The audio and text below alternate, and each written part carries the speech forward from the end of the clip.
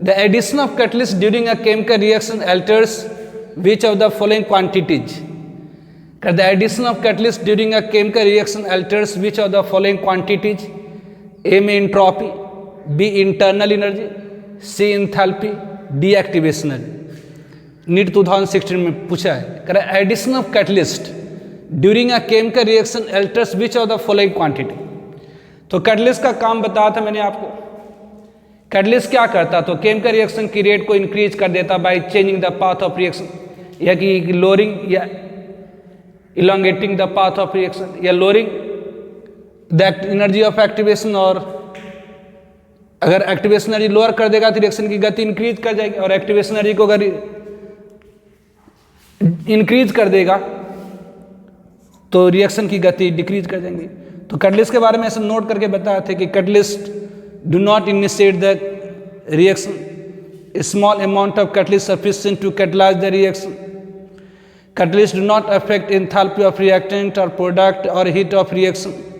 Catalyst do not affect equilibrium concentration of reactant और product. तो catalyst करता क्या है, तो सिर्फ केमिकल रिएक्शन की गति को घटाता और बढ़ाता है। कैसे, तो एक्टिवेशन एनर्जी को घटा करके या एक्टिवेशन एनर्जी को बढ़ा करके। एक्टिवेशन एनर्जी अगर घटा देगा तो रिएक्शन की गति फास्ट हो जाएगी। Correct, the addition of catalyst during a chemical reaction alters which of the following. Entropy, entropy के बारे में आपने पढ़ा है। इंट्रोपी थर्मोडायनेमिक्स, जिनका छूटा हुआ पहले थर्मोडायनेमिक्स पढ़ लीजिए, ध्यान रखिएगा। थर्मोडायनेमिक्स इज वेरी इंपॉर्टेंट, उसके टर्म्स बड़े इंपॉर्टेंट होते हैं, वो आपको और आगे मिलने जा रहा है। सोशल कॉलिगेटिव प्रॉपर्टी में भी इंट्रोपी आएगा, इंथैल्पी आएगा, फ्री एनर्जी आएगा। उसको आप इग्नोर करके नहीं चल सकते। अगर कोई जनता सोच रही है कि थर्मोडायनेमिक्स को इग्नोर करके अपन निकल लेंगे तो नहीं, आपको वीडियो अपलोड किया हुआ है थर्मोडायनेमिक्स का, जिनका छूटा है वो थर्मोडायनेमिक्स का वीडियो आप देख लीजिए। तो इंट्रोपी आपको मैंने बताया था, इंट्रोपी एक थर्मोडायनेमिक स्टेट फंक्शन है जो मेजर करता है रैंडमनेस और disorderness of system molecules. System के अंदर मौजूद मॉलिक्यूल्स की जो रैंडमनेस और डिसऑर्डरनेस है, मतलब सिस्टम के अंदर जो मौजूद मॉलिक्यूल है उसको इधर उधर होने की जो प्रवृत्ति है, उसी को हम कहते हैं इंट्रोपी। क्या कैटलिस्ट के एडिशन से इंट्रोपी चेंज कर जाएगी? नहीं, कैटलिस्ट सिर्फ रिएक्शन की गति को घटाता और बढ़ाता है। जो प्रोडक्ट बनना है जितना उतना ही बनेगा, जितनी इंट्रोपी प्रोडक्ट की बननी उतना ही बनेगी, चाहे आप कैटलिस्ट डालिए या ना डालिए। सिर्फ कैटलिस्ट का काम होता है कि रिएक्शन की गति को या तो घटा देगा या तो बढ़ा देगा। जितना प्रोडक्ट बनना उतना ही बनना है, आप कैटलिस्ट डालिए ना डालिए। अगर कैटलिस्ट नहीं डालेंगे तो हो सकता है वो रिएक्शन धीरे धीरे होगा, लेकिन अपने गंतव्य तक जरूर पहुंचेगा, है ना। अब तो इंट्रोपी कैटलिस्ट डालने से चेंज नहीं होती है। करें इंटरनल एनर्जी, इंटरनल एनर्जी भी आपको थर्मोडायनेमिक्स में बताया था मैंने कि all possible kind of energy associated with system molecule is called internal energy. तो कैटलिस्ट डालने से इंटरनल एनर्जी के ऊपर कोई अंतर नहीं आता। इंथैल्पी क्या है? इंथैल्पी क्या, तो enthalpy that is energy content of reactant कहलाएगा enthalpy of reactant. Energy content of product कहलाएगा इंथैल्पी ऑफ प्रोडक्ट। तो बेसिक कैटलिस्ट डालने से न तो इंट्रोपी के ऊपर चेंज आता, तो न इंटरनल एनर्जी के ऊपर चेंज आता, न तो इंथैल्पी पर आता है, न तो फ्री एनर्जी पर आता। तो होता क्या है, तो एक्टिवेशन एनर्जी चेंज कर जाता है। जैसे मैंने आपको पोटेंशियल एनर्जी डायग्राम बतलाया था कि सपोज अगर ये एक्स एक्सिस है, ये वाई एक्सिस है, वाई एक्सिस पर अगर पोटेंशियल एनर्जी है और एक्स एक्सिस पर प्रोग्रेस ऑफ रिएक्शन है, एक्स एक्सिस पर प्रोग्रेस ऑफ रिएक्शन है, दिस वन ये, तो ऑब्वियसली अगर ये कैटलिस्ट नहीं डालिए तो इतना एक्टिवेशन एनर्जी लग रहा, लेकिन अगर ये कैटलिस्ट आप डाल देंगे तो ये एक्टिवेशन बैरियर क्या होता, तो चेंज करता है। इंथैल्पी ऑफ रिएक्टेंट वही रहेंगी, enthalpy of product, enthalpy of reactant वही रहेंगी, इंथैल्पी ऑफ प्रोडक्ट वही रहेंगी। जितना प्रोडक्ट बनना उतना ही बनेगा, तो जितना प्रोडक्ट बनना उतना ही बनेगा, मतलब इंटरनल एनर्जी चेंज नहीं हो सकती, इंथैल्पी नहीं चेंज हो सकती, इंट्रोपी नहीं चेंज होगी, तो चेंज क्या होती है, एक्टिवेशन एनर्जी। ठीक है, तो इसमें करेक्ट ऑप्शन डी हो जाएंगे। तो इसमें कुछ है नहीं, बस टर्म को आपको जानना है। ऐसे नीट में ज़्यादा टफ क्वेश्चन नहीं आता, बस टर्म्स अगर सारे आपको क्लियर है तो छोटे छोटे क्वेश्चंस कर देंगे। ऐसे नीट में एज अ होल बहुत इजी क्वेश्चन आते हैं, ठीक है, वो 12th लेवल का ही ऑब्जेक्टिव टाइप का होता है, उससे ज़्यादा नहीं। अब थोड़ा बहुत तो इंट्रेंस है तो थोड़ा सा कॉन्सेप्ट रहता ही रहता है, लेकिन एज अ होल अगर कहा जाए तो 12th स्टैंडर्ड के ही होते हैं क्वेश्चंस, उसी में थोड़ा बहुत कॉन्सेप्ट होता है। A reaction having equal energy of activation for forward and reverse reaction is, reaction एक ऐसी रिएक्शन है जिसकी activation energy for forward reaction और activation energy for backward reaction same है।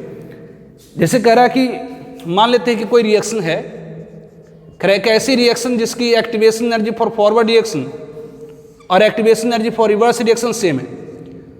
तो यदि मान लेते कोई रिएक्शन है जिसकी पोटेंशियल एनर्जी डायग्राम ड्रॉ करते, सपोज ये रिएक्टेंट है, सपोज ये रिएक्टेंट है, इस रिएक्टेंट को अगर प्रोडक्ट में जानी है तो ये आपको एक्टिवेशन एनर्जी लाएंगे। तो this activation energy call activation energy for forward reaction. ये प्रोडक्ट हो गई, ये आपको ये summation H R that is enthalpy of reactant, ये हो गई आपकी summation H P that is enthalpy of product, और ये enthalpy of product minus enthalpy of reactant that is the heat of reaction.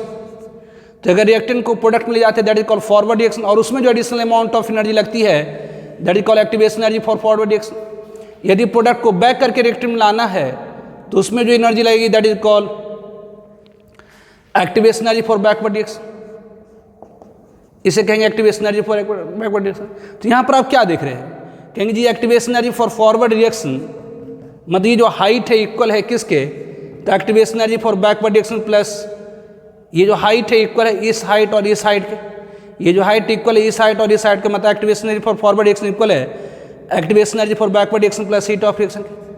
तो अगर ये दोनों बराबर है और activation energy for forward reaction बराबर एक्टिवेशन एनर्जी बैकवर्ड रिएक्शन हो जाए तो इन दोनों को आप कैंसिल कर देंगे। तो यहाँ पर डेल्टा एच आर जो हीट ऑफ रिएक्शन होगी वो कितनी हो जाएंगी, तो 0 हो जाएगी। मतलब यहाँ करेक्ट ऑप्शन कौन सी हो जाएंगी, तो बी हो जाएगी।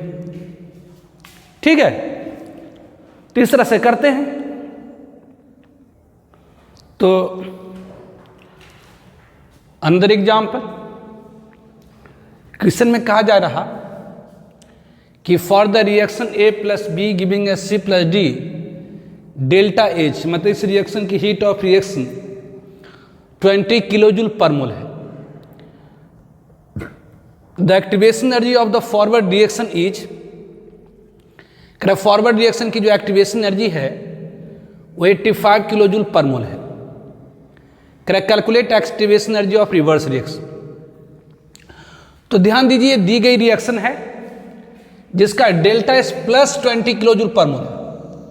तो आपको मैंने थर्मोकेमिस्ट्री में बताया है और ऐसे यहां भी बताए थे कि इंडोथर्मिक रिएक्शन, ये रिएक्शन एक्चुअली इंडोथर्मिक है कि कैसे, तो इंडोथर्मिक रिएक्शन में जो एंथैल्पी ऑफ प्रोडक्ट होती है ज़्यादा होती है एंथैल्पी ऑफ रिएक्टेंट से, उसका डेल्टा एच पॉजिटिव होता है। यहाँ डेल्टा एच पॉजिटिव है तो इससे हम लोग क्या कहेंगे, तो ये रिएक्शन इंडोथर्मिक है, मतलब इसमें एंथैल्पी ऑफ प्रोडक्ट हाइयर है किससे, एंथैल्पी ऑफ रिएक्टेंट से।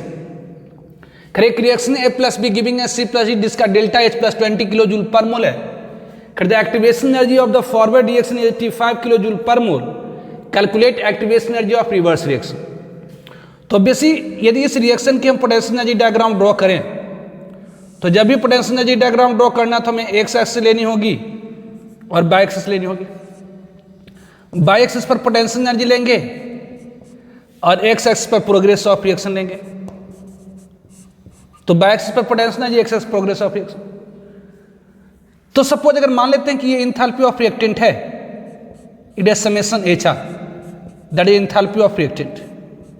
तो यदि इस रिएक्टेंट को प्रोडक्ट में ले जानी है तो some additional amount of it लगेगी that is called activation energy. Suppose ये एक्टिवेशन एनर्जी है, क्योंकि रिएक्टेंट को प्रोडक्ट में ले जा रहे हैं इसे कहेंगे activation energy for forward reaction. ये आपकी क्या होगी, तो ये समेशन एच पी, ये प्रोडक्ट फॉर्म हुआ तो प्रोडक्ट की जो एंथैल्पी होगी that is enthalpy of product. अब एंथैल्पी ऑफ प्रोडक्ट में से एंथैल्पी ऑफ रिएक्टेंट को सब्सट्रैक्ट कर देंगे, ये क्या कहलाएंगे, तो हीट ऑफ रिएक्शन। ये heat of reaction, enthalpy of product minus enthalpy of that is heat of reaction. तो यदि रिएक्टेंट को प्रोडक्ट में जाए दैट इज फॉरवर्ड रिएक्शन, इसमें जो रिएक्शन है that is activation energy for forward reaction. यदि प्रोडक्ट को बैक करके रिएक्टेंट में लाएं तो इसमें जो एडिशनल अमाउंट ऑफ एनर्जी लगती है that is called activation energy for backward reaction. ध्यान दीजिए ये रिएक्शन इंडोथर्मिक है, तो इंडोथर्मिक में बताया था कि एंथैल्पी ऑफ प्रोडक्ट ज्यादा होती है किससे, एंथैल्पी ऑफ रिएक्टेंट से, इसलिए इसको मोर हाइट पर दिखाया है। इससे प्रोडक्ट की ज्यादा एनर्जी मतलब ये ज्यादा ऊंचाई पर है एंथैल्पी। तो इस डायग्राम से आप कह सकते हैं कि here activation energy for forward reaction, मतलब ये जो हाइट है इक्वल है किसके, तो activation energy for backward reaction plus heat of reaction. तो यहाँ पर activation energy for forward reaction दी गई है कितनी, 85 किलो जूल पर मोल, और activation energy for backward reaction आपको निकालनी है, और हीट ऑफ रिएक्शन कितनी है, तो 20 किलो जूल पर मोल है। तो इसीलिए activation energy for backward reaction कितनी होगी, 85 में 20 को सब्सट्रैक्ट कर देंगे तो 65 किलो जूल पर मोल, ये activation energy for backward reaction. Another example, question में कहा जा रहा for exothermic chemical process, correct, exothermic chemical process occurring steps है, करेक्ट, कोई एक्सोथर्मिक केमिकल प्रोसेस मतलब एक्सोथर्मिक रिएक्शन है जो 2 स्टेप में हो रही है। पहले A प्लस बी मिलकर के कोई प्रोडक्ट इंटरमीडिएट प्रोडक्ट X देता है, A और B आपस में मिलकर कोई इंटरमीडिएट प्रोडक्ट X देता है जो कि स्लो है, फिर कोई इंटरमीडिएट प्रोडक्ट X A भी देता फास्ट, ये स्लो है ये फास्ट है। कर the progress of reaction can be best described as, कर ये कौन सी ग्राफिकल रिप्रेजेंटेशन इस प्रोग्रेस को सबसे सुटेबल तरीके से दिखला पा रहा है। तो जरा देखिए ये 2 स्टेप है, एक स्लो स्टेप है एक फास्ट स्टेप है। तो जो स्लो स्टेप है उसमें एक्टिवेशन बैरियर ज़्यादा होगी, मतलब उसमें एनर्जी जो एडिशनल होगी वो ज़्यादा होगी, और जो फास्ट स्टेप है उसमें जो एक्टिवेशन बैरियर होगी, जो एडिशनल एनर्जी होगी वो कम होगी। फास्ट होगा मतलब कम एनर्जी लगेगा, थोड़ी सी एनर्जी में रिएक्शन हो जाएंगे। तो जरा देखिए ये तो एक ही स्टेप में हो जा रही है, ये बड़ा कि एक ही बार आपको एनर्जी बैरियर लगेगा, है ना, जैसे टोल में लगता है एक ही बार टोल लगेगा, तो ये एक ही बार एनर्जी बैरियर लगेगा, जबकि यहाँ पर देख रहा है कि एक यहाँ पर आएगा फिर 2 है। तो ये सिंगल स्टेप रिएक्शन का रिप्रेजेंटेशन होगा। अब जरा देखिए यहाँ पर 2 बार एनर्जी बैरियर है, एक ये है, इसे आप EA1 कह दीजिए activation energy for first step, और ये EA2। तो फर्स्ट स्टेप में जो एक्टिवेशन एनर्जी है, एनर्जी बैरियर है, वो ज़्यादा है सेकेंड से। इसका मतलब ये जो स्टेप होगी वो स्लो होगी और ये जो स्टेप होगी वो फास्ट होगी।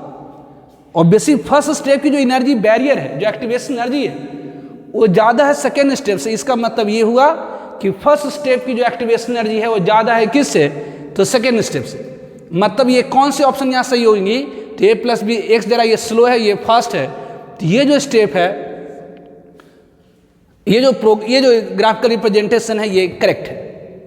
जबकि दूसरा में क्या है, जो फर्स्ट स्टेप है इसमें एक्टिवेशन बैरियर कम है, मतलब ये स्लो है, जबकि दूसरी जो स्टेप है उसमें एक्टिवेशन बैरियर ज़्यादा है, मतलब ये स्लो होगी, ये फास्ट होगी और ये स्लो होगी, क्योंकि यहाँ पर बैरियर कम है, एनर्जी कम लग रही है, इसलिए रिएक्शन फटाफट फटाफट फटाफट होगी, मतलब ये स्लो और ये धीरे धीरे होगा, मतलब ये फास्ट होगा क्योंकि यहाँ पर एनर्जी कम लग रही है। तो ये एनर्जी कम लग रही है फटाफट फटाफट फट, मतलब ये फास्ट होगा, ये धीरे धीरे होगी, स्लो होगी। तो यहाँ पहला स्टेप स्लो है, दूसरा फास्ट है, मतलब पहले स्टेप में एक्टिवेशन एनर्जी ज़्यादा लगनी चाहिए दूसरे से, मतलब यहाँ करेक्ट ऑप्शन कौन सी हो जाएंगी, तो B।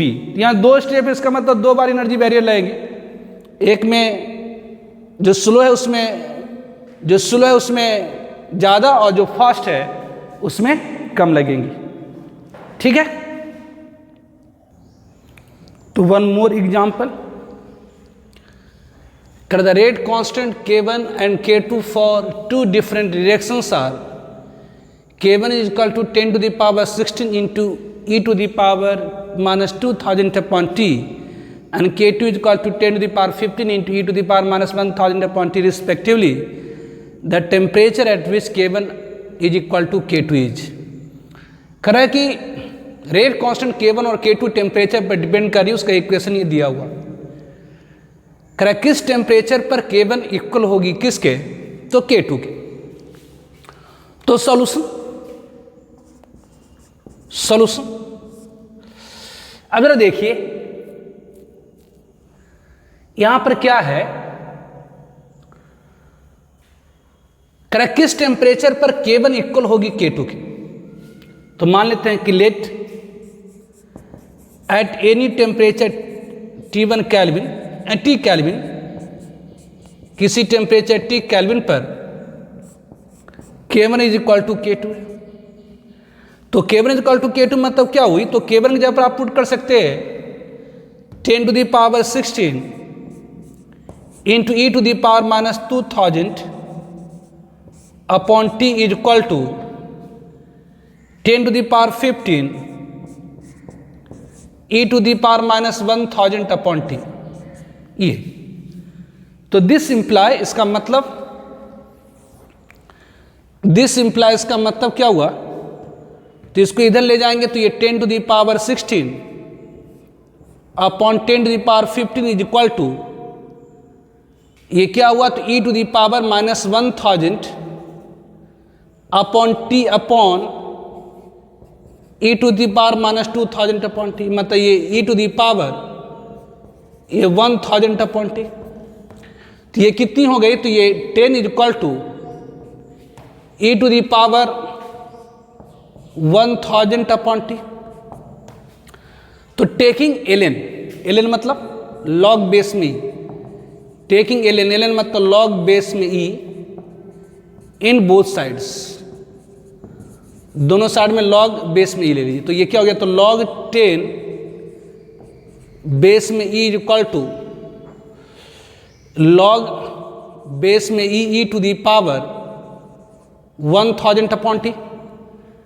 तो ये आपको मैंने बताया था लॉग बेस में e को यदि लॉग बेस में 10 में चेंज करना है तो 2.303 से मल्टीप्लाई कर दिए तो लॉग 10 बेस में e को क्या कर देंगे, बेस में 10 2.303 से मल्टीप्लाई कर दिए, मतलब लॉग बेस में e को लॉग बेस में 10, ये आपको आएगा 1000 अपॉन t और ये लॉग e, तो ये लॉग e1 बेस, और ये तो सेम है, तो ये 1 इसका मतलब ये t इक्वल टू कितनी हो गई, तो 1000 अपॉन 2.303 केल्विन। तो यहाँ करेक्ट ऑप्शन कौन सी हो गई, तो D is the correct option.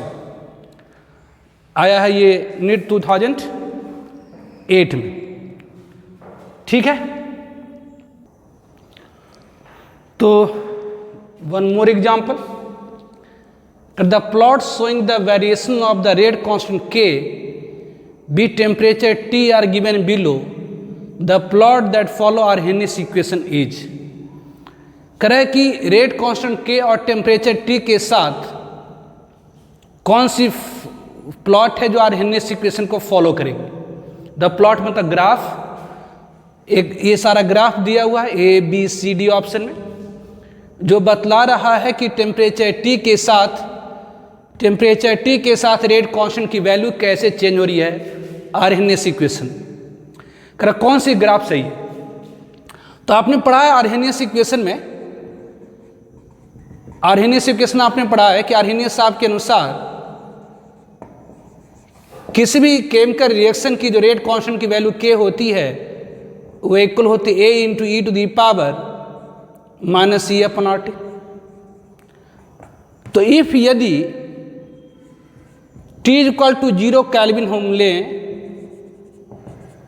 तो K इज इक्वल टू क्या होगी, तो K is equal to A into e to the power minus e upon R into 0।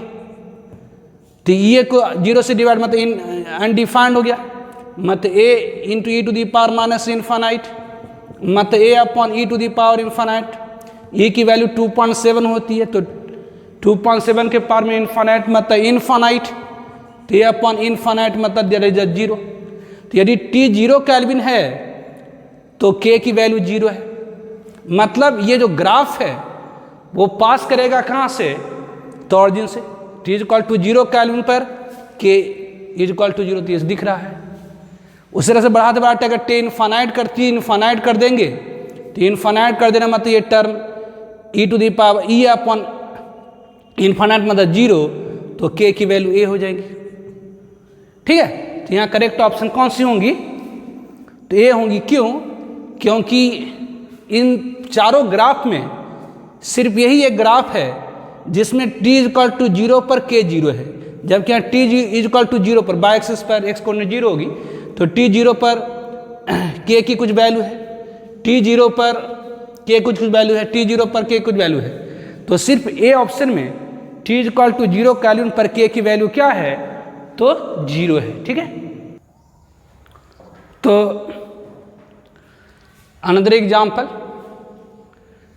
The activation energy of a reaction can be determined from the slope of which of the following graph. किसके बीच में हम graph draw करें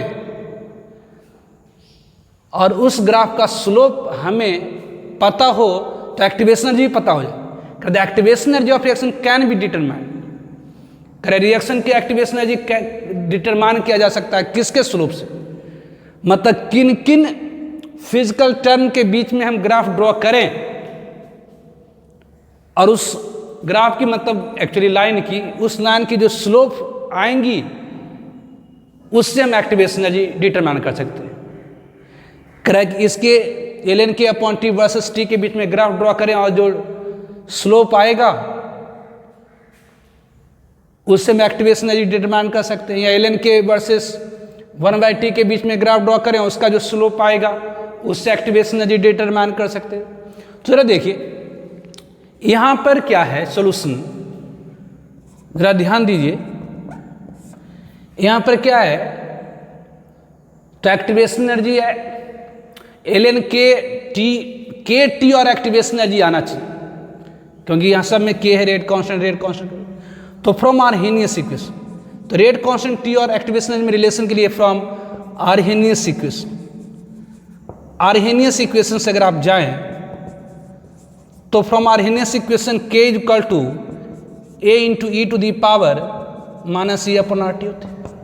सब में ln k है, इसका मतलब दोनों साइड में ln मतलब लॉग बेस में e लेना होगा। तो टेकिंग, तो क्या करेंगे, तो टेकिंग ln मतलब क्या होती है, तो लॉग बेस में इन बोथ साइड्स, दोनों साइड में क्या करें ln ले लें, टेकिंग ln इन बोथ साइड्स, दोनों साइड में अगर हम ln ले लें तो ये ln k is equal to क्या होगी, ln a into e to the power minus e upon RT। तो ये आपको हो गया ln k is equal to ln a minus e upon RT आ जाएगा और ln e ये 1 होगा दिस। तो यदि हम ln k को बाई एक्सिस पर ले लें और 1/t को एक्स एक्स पे ले लें, तो ln k को अगर आप बाई एक्स पे ले लिए मतलब एक तरह से आपने बाई मान लिया इज इक्वल टू, ये तो आर्हेनियस कांस्टेंट है तो कांस्टेंट मान लेते हैं c, माइनस 1/t को आपने x पे लिया मतलब ये हो गया x और e अपॉन r को ले लीजिए m। तो ये इक्वेशन क्या होगी, तो y is equal to minus M X plus C, जहाँ पर m की वैल्यू कितनी है, where m is equal to what, तो e upon r, e upon r को हमने क्या माना है, m माना है, और c मतलब क्या हुआ ln a माने। तो ये y is equal to minus M X plus C, तो अगर बाई एक्सिस पर कट निकालना तो एक्स को 0 कर दे, एक्स इज इक्वल टू 0 कर दीजिएगा तो बाई इज इक्वल टू सी मतलब ln a, यहाँ पर ln a हो जाएगा। और ये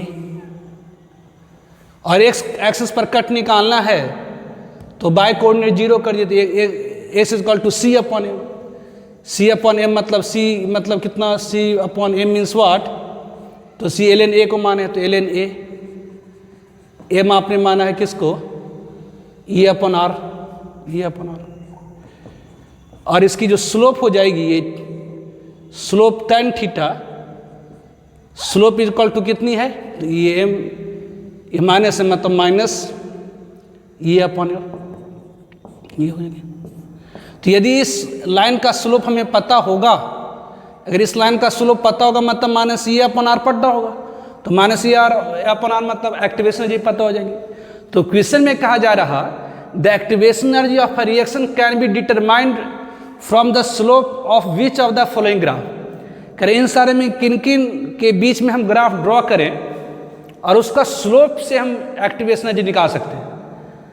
तो यहाँ पर रेट कांस्टेंट है, टेम्परेचर है और एक्टिवेशन एनर्जी है। तो रेट कांस्टेंट, टेम्परेचर और एक्टिवेशन एनर्जी के लिए रिलेशनशिप आता है आर्हेनियस इक्वेशन से। तो K equal to A into e to the power minus C upon RT। यहाँ चूंकि ln K हर जगह आ रहा था, इससे हमें ln लेना पड़ गया।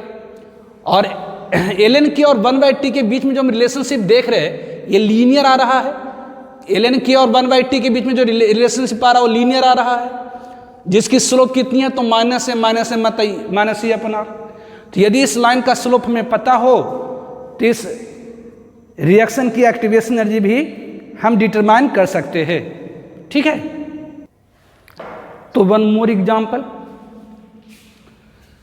The rate of reaction doubles when its temperature changes from 300 kelvin to 310 kelvin, activation energy of reaction will B.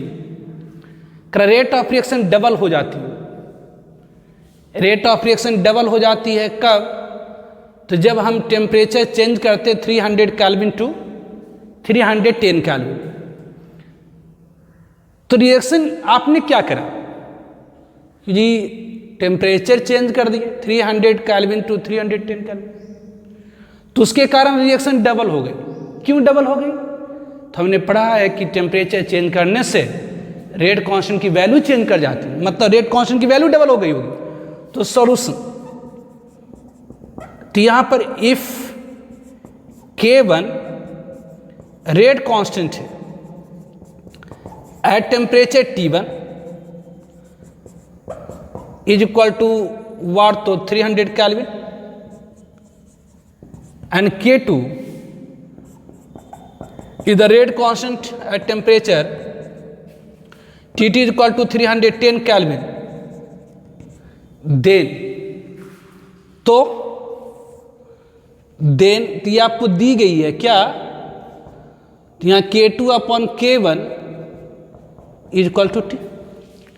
अब देखिए रेट कांस्टेंट, टेम्परेचर और एक्टिवेशन एनर्जी के बीच में रिलेशनशिप आर्हेनियस इक्वेशन से आती है। आर्हेनियस इक्वेशन का 3 फॉर्म आपने पढ़ा है, K equal to A into e to the power minus C upon RT, log K equal to log A minus C upon 2.303 RT, और तीसरा log K2 upon K1 is equal to E upon 2.303 R into 1/T1 minus 1/T2। तो यहाँ पर अपन क्या करेंगे, तो Arrhenius equation का सेकेंड फॉर्म लगाएंगे। सिंस हमने पढ़ा है क्या, log K2 upon K1 is equal to E upon 2.303 R into 1/T1 minus 1/T2, ये होती है। तो यहाँ log K2 अपॉन K1 की वैल्यू ऑब्वियसली 2 है, तो ये log 2 is equal to E upon 2.303 R into 1/T1 मतलब 300 केल्विन माइनस 110। तो यहाँ पर ये log 2 की वैल्यू दी गई है 0.3, ये अपॉन 2.303 R इंटू एलसीएम ले लीजिए, तो ये 310 इंटू 300, तो ये 310 माइनस, तो ये 10 हो गया, तो ये 0 से 0 कैंसिल हो गई। इसलिए एक्टिवेशन एनर्जी कितनी हो गई, तो उसको मल्टीप्लाई करेंगे 0.3 into 2.303 into 31 into 300 into R की value 8.314 joule per mole kelvin, तो यहाँ कैंसिल हो जाएगा टेम्परेचर के कारण, ये केल्विन कैंसिल हो जाएगा। तो इतना, तो इसे अगर आप सॉल्व करेंगे तो इसकी वैल्यू आ जाती है 53.6 इंटू 10⁻³ जूल पर मोल, और 10⁻³ को किलो कहेंगे, इसे 53.6 किलो जूल पर मोल आ जाती है। ठीक है, तो यहाँ करेक्ट ऑप्शन क्या होगा, तो डी। तो इस तरह से हम लोग केमिकल काइनेटिक्स के न्यूमेरिकल्स को लगाते हैं। तो सब आर्टिकल का न्यूमेरिकल्स हमने अलग अलग करके बताया है। केमिकल काइनेटिक्स मैंने पहले से बोला था, it's very important topic, very important chapter है। इसको आप अच्छी तरह से वीडियो को आप बार बार ना रिवाइंड कर करके देखिए, रिपीट करिए जब तक ना समझ में आए। एक बार देख लिए फिर से देखिए। तो अच्छी तरह से जब तक नहीं देखेंगे तो एक बार में तो थोड़ा सा क्लियरिटी आएगा, दूसरी बार में बिल्कुल क्लियरिटी आएगा। इट्स अ वेरी कॉन्सेप्ट और बहुत ईजी है। अगर कहीं भी डॉट आ जाता तो शुरू से आप जाइए, हर बेसिक पॉइंट को मैंने क्लियर कर रखा है। फंडामेंटल जब तक क्लियर नहीं होंगे न्यूमेरिकल्स लगाना मुश्किल होता है। तो पहले फंडामेंटल क्लियर कर उसको न्यूमेरिकल्स लगाइए, क्योंकि जब तक न्यूमेरिकल्स नहीं लगाएंगे फिर कोई फ़ायदा नहीं होता। फिजिकल केमिस्ट्री में पर्टिकुलरली, या फिजिकल केमिस्ट्री या कुछ भी में भी, जब तक क्वेश्चंस आप सॉल्व नहीं करेंगे, कॉन्सेप्ट में क्लियरिटी नहीं आती। चाहे आप हिस्ट्री क्यों ना पढ़ी, है ना, हिस्ट्री में भी जो लोग पढ़ते हैं उससे पूछिएगा तो कहेंगे कि क्वेश्चन लगाना पड़ता है उसमें। तो क्वेश्चन जब तक नहीं लगाएंगे तब तक कॉन्सेप्ट में क्लियरिटी नहीं, क्योंकि क्वेश्चंस लगाने से आपके डॉट क्लियर होते हैं। आप कहाँ पर किस कॉन्सेप्ट में फंस रहे हैं वो आपको क्लियर होते हैं। ऐसे आपको पता ही नहीं चलता, ऐसे लगता है कि मुझे सब कुछ समझ ही में आ गया, कहीं पर तो कुछ दिक्कत हो ही नहीं रही है। लेकिन जब आप रियल में क्वेश्चंस लगाते हैं तो आपको पता चलेगा कि आप कहाँ कहाँ पर फंसते हैं, कौन सा पॉइंट आपका वीक है। तो आपकी वीकनेसेस पता चलती है प्रॉब्लम से, और उसको फिर आप दूर करिए। तो फिर करते करते आप मास्टर हो जाइएगा। फिर मास्टर हो गया फिर जेई कर दीजिएगा, फिर नीट कर दीजिएगा। मतलब जेई वाले जेई करेंगे, नीट वाले नीट करेंगे। तो ये बहुत इंपॉर्टेंट है। और बोर्ड वाले बोर्ड क्लियर करेंगे। तो कहने का मतलब ये है कि आपको क्वेश्चंस लगाने पड़े, तो कहाँ से लगाएं? तो असाइनमेंट से लगाएं और एनसीईआरटी लगाइए। ध्यान दीजिए, जैसे फिजिक्स में एससी वर्मा है उस तरह से केमिस्ट्री में एनसीईआरटी होता है। एनसीईआरटी करना पड़ता है ना। कम क्वेश्चंस हैं, इजी क्वेश्चंस है, तब भी करना पड़ता है, क्योंकि केमिस्ट्री में बहुत डिफिकल्ट क्वेश्चंस नहीं आते। बेसिक्स अगर आपके क्लियर है तो केमिस्ट्री से सारे, चाहे जेई एडवांस का पेपर हो या जेई मेन हो या नीट हो या बोर्ड में भी तो क्वेश्चंस जो ऑब्जेक्टिव टाइप का होता है वो जेई मेन टाइप ही होता। तो आज रहने देते हैं ना। नेक्स्ट वीडियो आप लोग को अपन सॉल्यूशन एंड कॉलिगेटिव प्रॉपर्टी करेंगे, और साथ में साथ ऑप्टिकल क्लास में, जब 12th में ही ऑप्टिकल क्लास समझिए, तो इसे अपन करते चलेंगे। ठीक है, तो आज का वीडियो समाप्त करते हैं। ठीक है।